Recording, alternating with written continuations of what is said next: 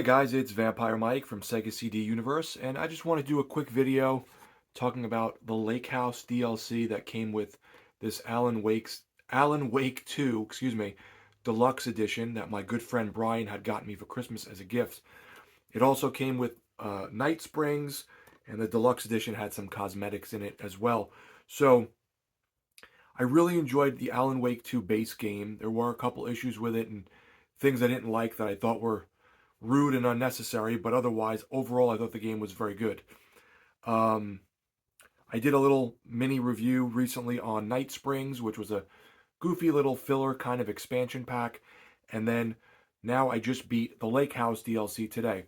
The Lake House was decent. I think I may have liked Night Springs a little more.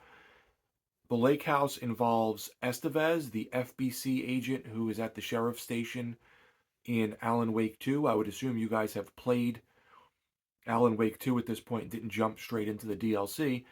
And there's some tie-ins to the video game Control. So Night Springs had some Control tie-ins, and this does in Lake House as well. The game is sort of simplistic in that you are going through this 5-floor building and all this crazy stuff is happening. There are these monsters like the ones that you shoot the flashlight out with, and then there's other ones that are like made of paint and you can't damage them unless you get a special weapon later on. The DLC is probably about 2 to 3 hours, I'm gonna say, at most, and you go through the floors, and in each floor there's like a little thing you have to do or find an item and then go back to a different floor. There's not much backtracking, which is good. And then sometimes things get warped and weird. So even though you're on that floor and you've done something already, it like changes up on you. There wasn't much action until the last boss, which I thought was a pretty good final boss. The story was fairly interesting, but nothing that blew my socks off. And Estevez is a decent character. There was a bad guy, like a villain or some kind of person, I don't want to say too much, trapped in this DLC that I thought was interesting. And then there's a character you meet later on near the end of the DLC that also ties into the video game Control, and I thought that was really cool. So it did have some cool moments. Overall, though, I thought it was just kind of decent.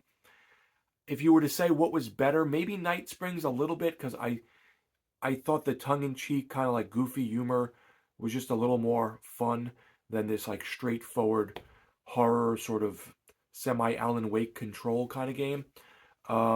Yeah, I mean, you can do far worse. I thought both DLCs were good. They weren't anything that would blow your socks off, but I still think obviously the main game is still the best part of this. So let me know, guys, if you've played any of the DLC and what you thought. Yeah, that's about it. I don't want to say too much and spoil it. There really isn't much in terms of like new mechanics or anything, or new villains. There's the paint people that you fight, and then there's this gun you have to get like halfway or 3/4 of the way through the DLC that can only damage those paint people. But there was nothing new and outstanding in the DLC. Thanks, guys, for watching. It's Vampire Mike from Sega CD Universe. Be good.